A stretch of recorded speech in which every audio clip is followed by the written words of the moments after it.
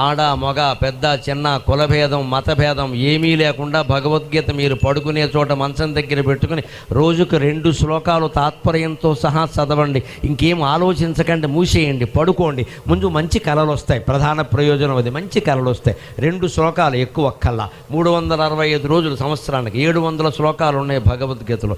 వ్యాసుడు లెక్కగా రాశాడు 1700 శ్లోకాల భారతం, 1,00,000 శ్లోకాల భారత కథ, 700 భగవద్గీత, అంతే లెక్క. 700 మీకు ఎన్నాళ్ళు అయిపోతే 350 రోజుల్లో అయిపోతుంది. సంవత్సరానికి 365 రోజులు కదా, ఒక సంవత్సరంలో ఒక ఆవృత్తి అయిపోయింది.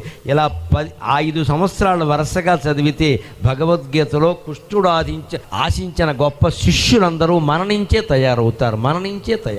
రోజు చదువుతూ ఉంటే మనస్సు కొంతమైనా ఎక్కదండి, అనిపించదా? మనం ఏం చేస్తున్నామని అనిపించదా? చదవాలి కదా ముందు. ఆధ్యాత్మిక విద్య నేర్చుకునే విషయంలో అప్రమత్తంగా ఉండు, అజాగ్రత్త వద్దు.